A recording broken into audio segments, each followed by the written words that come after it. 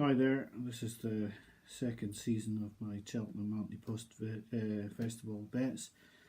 I give bets, selections, stakes, and I don't really talk about every race.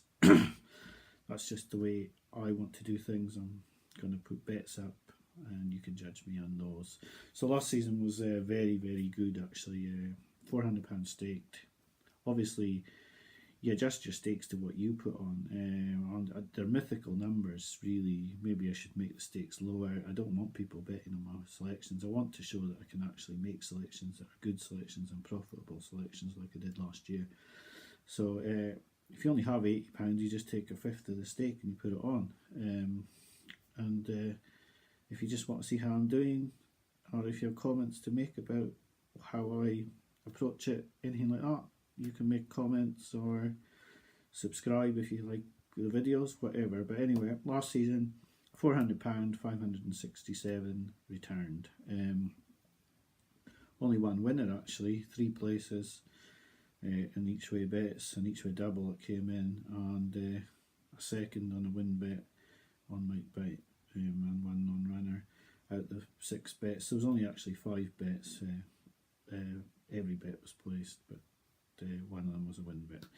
Anyway, the videos last season included a lot of information that I use myself, such as like watching the festival back, guides, the podcasts that like would be listened to, things like that.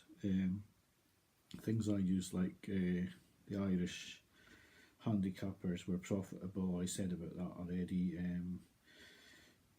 Also the Irish horses in general, and I want to touch on that today quickly. The Irish horses in general are probably slightly better than the English horses at the moment, or the British horses at the moment, and that's something to very much take into account. Any British horse that you're going to back at the Cheltenham Festival is highly likely to, it's like a British club going into Europe, really.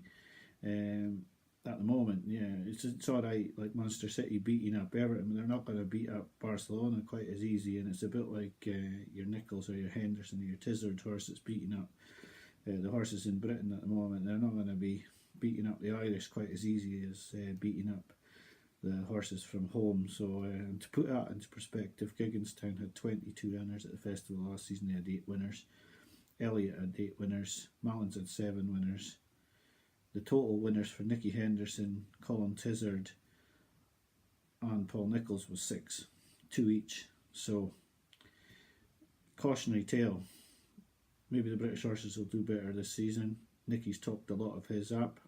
I'd be very, very careful. If you listen to Nicky, he's got 200 superstars in that yard, and I just simply don't believe it. So, and I'm actually betting against one of his today. But maybe he'll have a better festival. He's had great festivals with 7 winners before, and like it's highly possible he could do it again. But just be careful. The Irish horses are very good. And when I said that Elliott had 8 winners, Mallins had 7 winners, that's not including what Joseph O'Brien's stable could have this season. That's not including what Jessica Harrington might have, what Henry de Bromhead might have. They've got a strong hand, and it's not going to be so easy for the British horses. So if you back a British horse like I'm doing just now, be sure it's a value bet, and it's definitely going to run. So onto the bet quickly. The bet will be placed in a market that I'm using a lot more. Targets seem to be very fluid for horses, and it's very difficult for punters. Putting a horse in the Ballymore and then it goes in the Albert Bartlett, putting a horse in the Supreme that goes for the Ballymore. So the horse I'm going to back today could go for the JLT, more likely to go for the RSA, but I don't want to take the risk. I'll lose half a point on the bet if it goes RSA, but I'd rather do that. I'm hoping it's going to go in the JLT anyway, and the bet is on Paul Nichols' horse, top of the game, who ran the Cato Star Novice Chase at Kempton.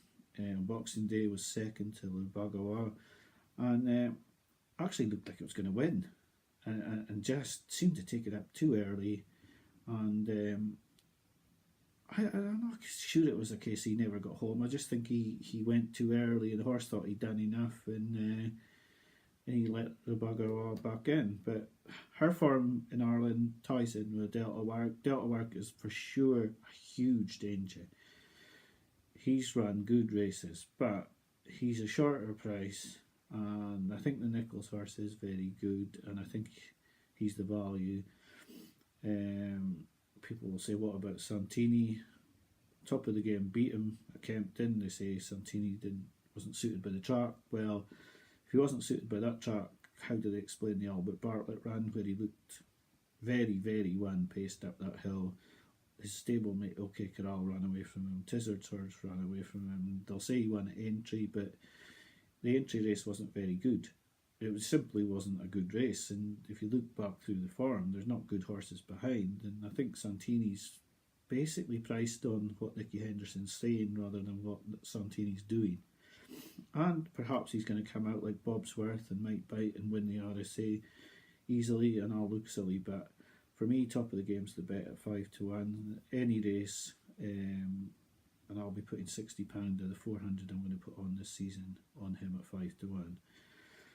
If he goes in the JLT, I don't think the JLT's a very good race. I think it's a far easier race to win than the race he's going to go in by the look of it. And if he goes in the JLT, I'd see him be a far shorter price. I'd see him be a 64, 74 shot on the day.